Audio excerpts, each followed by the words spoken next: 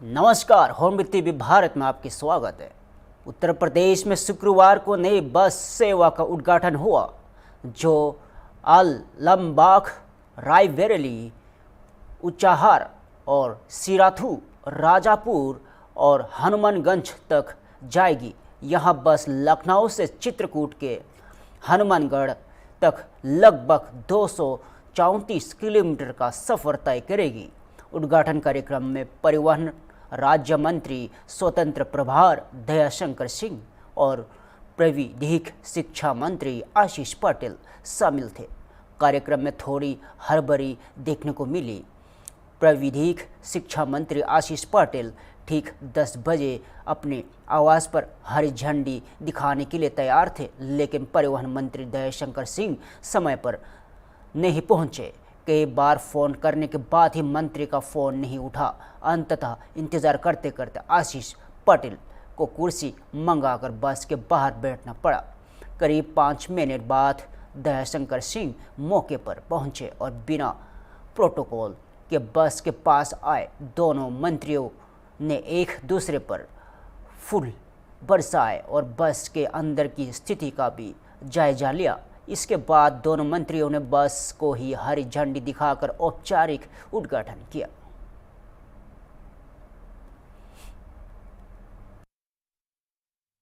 हम लोग चला रहे हैं। अभी 220 नई बसें हमने अभी चलाई है, इलेक्ट्रिक बसें। लेकिन अभी जो डिमांड हमारी जितनी, अभी 5000 इलेक्ट्रिक बसों का मैं टेंडर कराया हूं, लेकिन उसके अनुपात में अभी सप्लाई नहीं हो पा रही है। अब लीलैंड कंपनी लखनऊ में ही स्थापित हो गई है। 9 जनवरी को ही उसका उद्घाटन हुआ है। ये 5000 प्रत्येक वर्ष से बनाएंगे और इसमें से ज़्यादातर बस हम ही ले लेंगे। आज से परिवहन मेले की भी शुरुआत हो रही, परिवहन कार्यालयों में क्या कहेंगे? इससे एक मुफ्त टैक्स जमा कर सकते हैं सभी। देखिए, लोगों की सुविधा के लिए बनाया गया है कि आप एक मुश्त टैक्स जमा कर दें, और जो एक मुश्त जमा करेगा उस पर छूट भी हम लोगों ने प्रदान किया है। परिवहन मंत्री जी का हृदय से आभार व्यक्त करता हूं। इनका वैसे भी हृदय बहुत बड़ा है। ये जहां पर मांगने वाले जाते हैं वहां देने का काम जरूर करते हैं। और आज ये बस यहां से प्रारंभ होकर के लखनऊ से रायबरेली, ऊंचाहार, सिराथू, धाता और राजापुर, जो गोस्वामी तुलसीदास जी की जन्मस्थली है, होते हुए लालता रोड और हनुमानगंज में जा करके ये सड़क ब्रेक होगी। मैं आपको एक बड़े गर्व के साथ बताना चाहता हूँ, मध्य प्रदेश सीमा के बिल्कुल 3 किलोमीटर पहले ही बस जा करके रुक जाएगी। और निश्चित तौर पे मैं ये ज़रूर कहूँगा कि उस क्षेत्र के लोगों को इससे बहुत लाभ होगा। विशेष रूप से वो क्षेत्र बहुत पिछड़ा है और इस तरह की बसों की उन्हें राजधानी लखनऊ से हमेशा मांग रही है। तो मैं पुनः अपने परिवहन मंत्री जी का हृदय से आभार व्यक्त करता हूं कि उन्होंने अपना बहुमूल्य समय निकाला और मेरी इस मांग को, जो क्षेत्र की जनता मेरे माध्यम से लगातार मांग करती रही है, उसको पूरा करने का काम किया। मैं उन्हें पुनः परिवहन मंत्री जी को हृदय से आभार व्यक्त करता हूँ।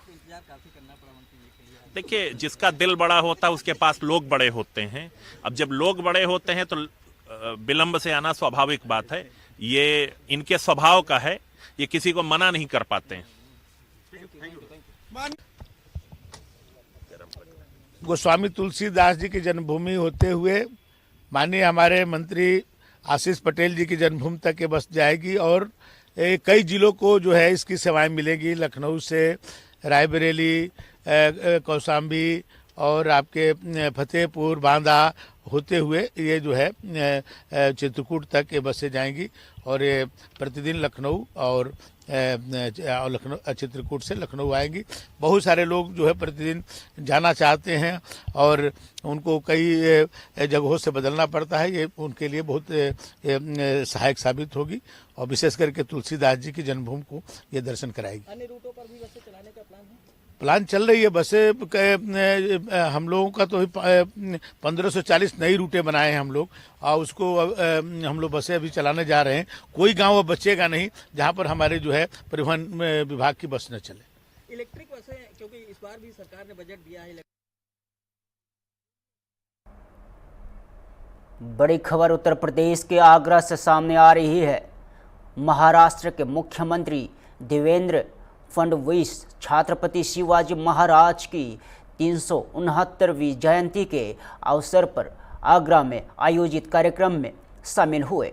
इस दौरान उन्होंने छत्रपति शिवाजी महाराज को नमन करते हुए कहा कि शिवाजी महाराज ने देश का इतिहास बदल दिया और हिंदवी स्वराज्य की स्थापना कर नई ऊर्जा संचार किया। देवेंद्र फडणवीस ने कहा कि शिवाजी महाराज के जीवन में आगरा का विशेष महत्व है, क्योंकि मुगल शासक औरंगजेब ने उन्हें आगरा में बंदी बनाया था, लेकिन शिवाजी महाराज वहां से निकलने में सफल रहे और इसके बाद स्वराज्य को और सशक्त किया। कार्यक्रम में उन्होंने उत्तर प्रदेश सरकार के मुख्यमंत्री योगी आदित्यनाथ का भी आभार जताया। उन्होंने आयोजन के लिए सभी आवश्यक व्यवस्थाएं उपलब्ध कराई। फडणवीस ने कहा कि आगरा में इस तरह के आयोजन ऐतिहासिक स्मृति और प्रेरणा का प्रतीक है।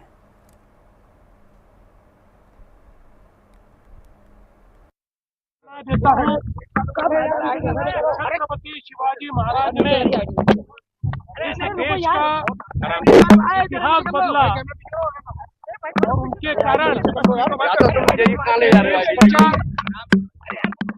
उन्होंने इस देश में ऐसी ऊर्जा पैदा की कि हिंदवी स्वराज स्थापित हुआ और अटक से लेकर कटक तक हमारा अपना स्वराज हमको देखने को मिला।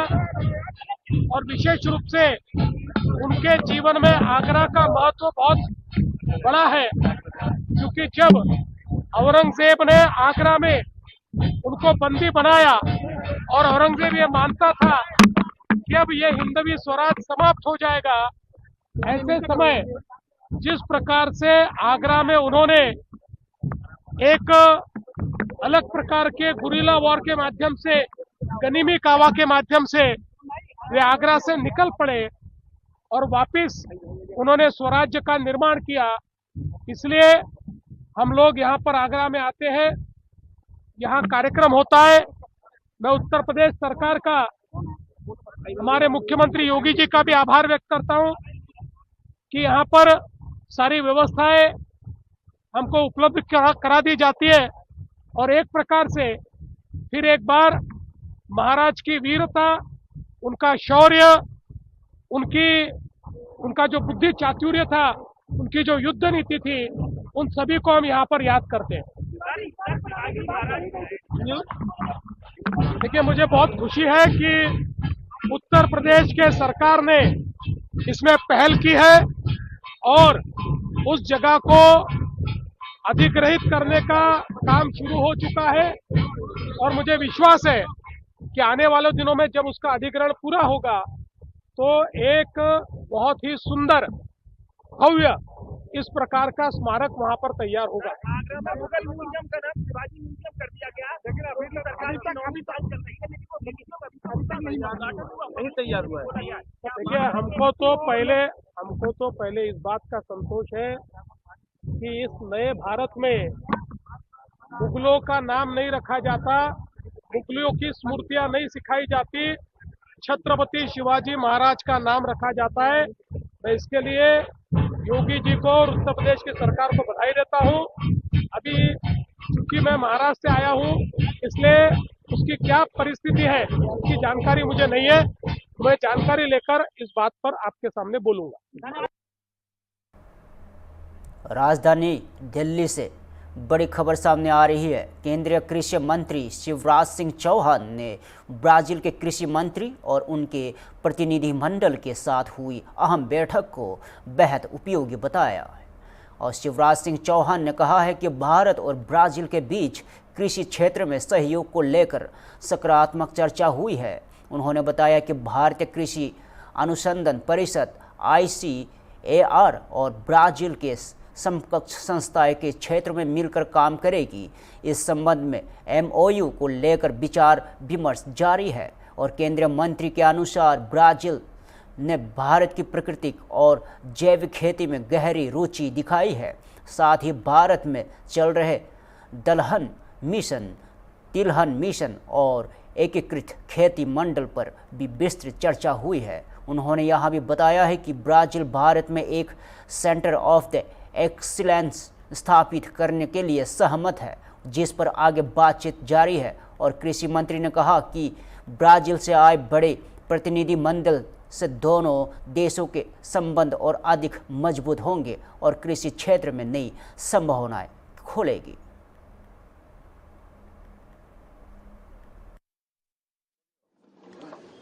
ब्राजील के माननीय कृषि मंत्री जी से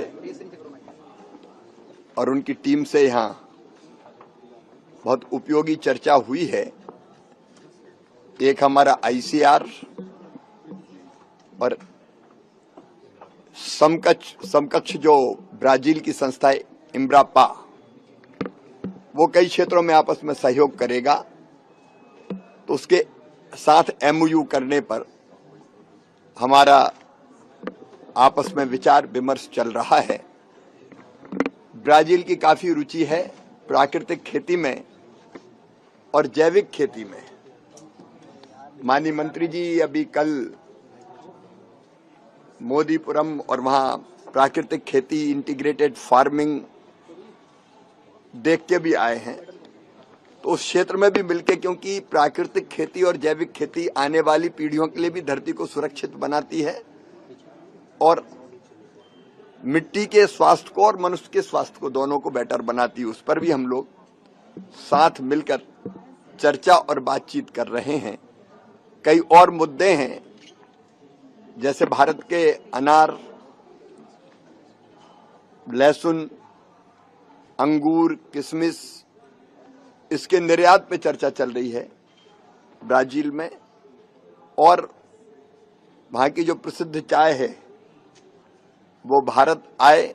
ऐसे कई मुद्दे हैं, बाजार, मार्केट एक्सेस के, बाजार पहुंच के, उन पर भी हम लोगों ने बहुत सद्भावना पूर्वक चर्चा की है।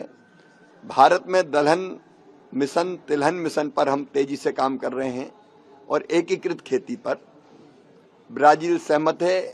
सेंटर ऑफ एक्सीलेंस यहां बनाने के लिए, उस पर भी हमारी व्यापक चर्चा हुई है। मैं हमारे दोनों माननीय कृषि मंत्रियों का भारत की धरती पर कृषि भवन में हृदय से स्वागत करता हूं। प्रेसिडेंट ब्राजील के नेतृत्व में एक वरिष्ठ मंत्रियों का प्रतिनिधिमंडल और एक बहुत बड़ा प्रतिनिधिमंडल अन्य क्षेत्रों में काम कर रहे प्रमुख मित्रों का यहां आया है। इससे दोनों देशों के संबंध निश्चित तौर पर बहुत मजबूत होंगे, सहयोग बढ़ेगा और दोनों देशों की मित्रता दुनिया की स्थिरता के लिए भी जरूरी है। मैं फिर एक बार आपका यहाँ स्वागत। उत्तर प्रदेश के बजट पर विपक्ष की प्रतिक्रिया सामने आई है। कांग्रेस नेता आराधना मिश्रा ने सरकार के बजट को पूरी तरह दिशाहीन करार दिया है। आराधना मिश्रा ने कहा है कि बजट में कोई नई सोच या ठोस नई योजना नजर नहीं आती है। उनका आरोप है कि सरकार केवल बजट आकर बढ़ाकर उपलब्धि दिखाने की कोशिश कर रही है, जबकि हकीकत यह है कि नई योजनाओं के लिए केवल 4% से ही कम प्रावधान रखा गया है। कांग्रेस नेता ने यह भी कहा कि सदन और चुनावी मैनिफेस्टो के दिए गए वादों को पूरा करने के लिए बजट को कोई स्पष्ट व्यवस्था नहीं की गई है। उसके अनुसार किसानों, नौजवानों और महिलाओं के लिए इस बजट में कोई नई राहत या नई पहल शामिल नहीं है। आराधना मिश्रा ने सवाल उठाया कि क्या यह बजट वास्तव में विकास का विजन है या फिर सिर्फ आंकड़ों का विस्तार।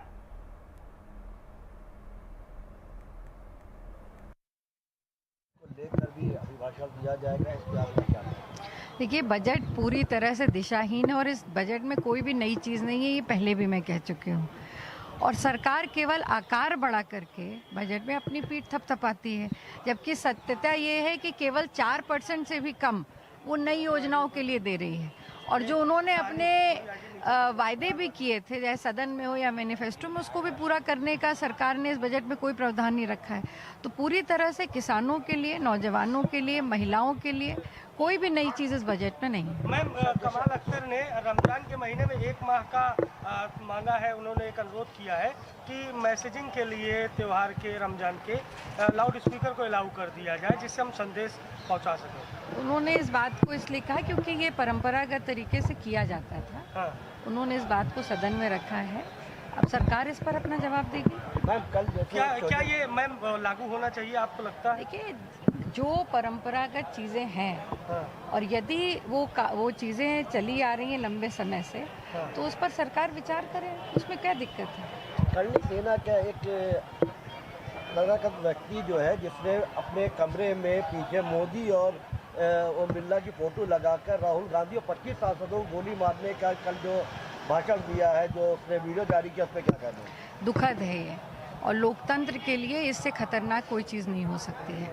राहुल गांधी नेता प्रतिपक्ष हैं और लगातार वो कांग्रेस पार्टी के साथ मिलकर के उन्होंने किसानों की मनरेगा कानून के खिलाफ, इस देश की जिस तरह से चाइना का अतिक्रमण होता जा रहा, उस पर नरवणे की किताब का हवाला देते हुए सवाल भी पूछे हैं।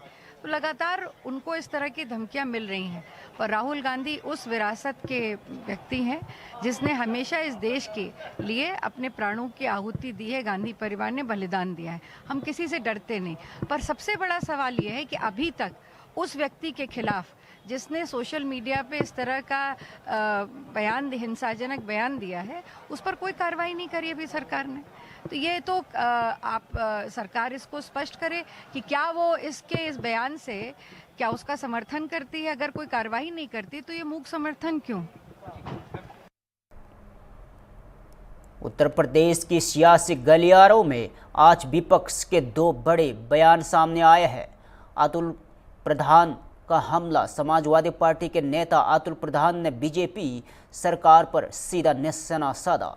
उन्होंने आरोप लगाया कि सरकार सामाजिक समरसता की बात तो करती है, लेकिन जमीनी स्तर पर भेदभाव की रणनीति कर रही है। अतुल प्रधान ने कहा कि प्रदेश में असली मुद्दों से ध्यान भटकाया जा रहा है और जनता महंगाई, बेरोजगारी और कानून व्यवस्था से परेशान है। उन्होंने सवाल उठाया कि क्या यही सबका साथ, सबका विकास है। अब देखना होगा कि बीजेपी इस हमले का क्या जवाब देती है और सियासी घमासान किस दिशा में आगे बढ़ता है।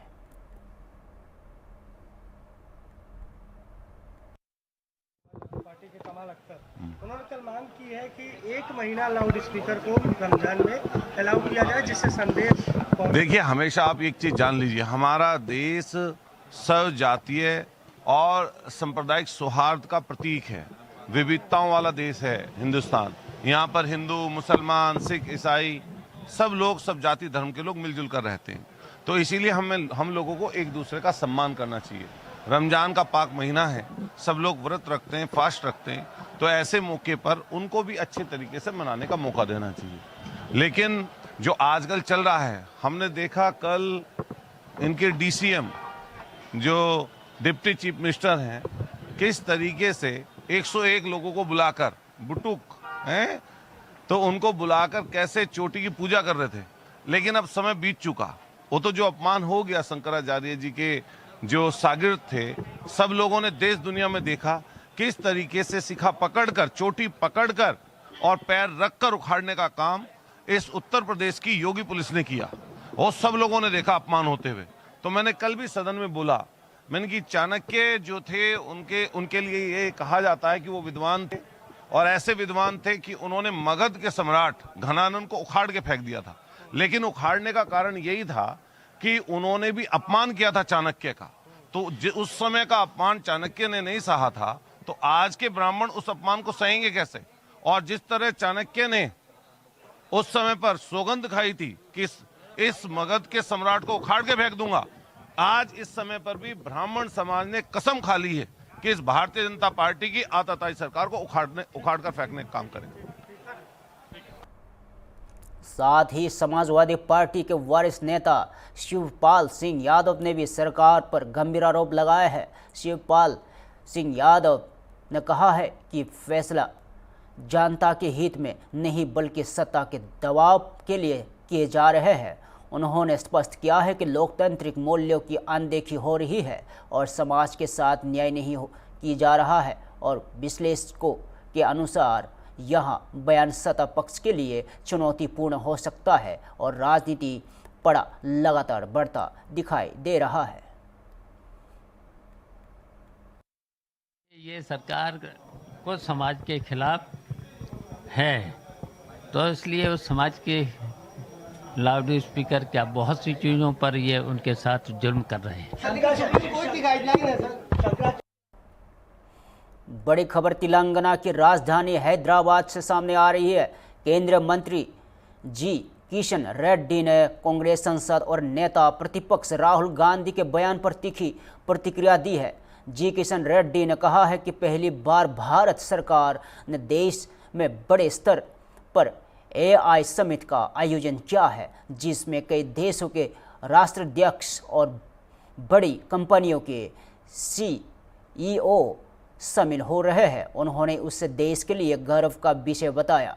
केंद्रीय मंत्री ने आरोप लगाया कि राहुल गांधी ने इस आयोजन को भी राजनीतिक मुद्दा बना दिया है और उन्होंने कहा है कि विपक्ष के नेता को देश और उसके विकास की समझ नहीं है। वे केवल सरकार, संस्थाओं और प्रधानमंत्री के खिलाफ बयानबाजी करते हैं। और रेड्डी ने कहा कि यह दुर्भाग्यपूर्ण है कि इतने महत्वपूर्ण वैश्विक आयोजन को भी राजनीतिक रंग दिया जा रहा है। अब देखना होगा कि इस बयान पर कांग्रेस की ओर से क्या प्रतिक्रिया आती है और AI समिट को लेकर सियासत किस दिशा में आगे बढ़ती है।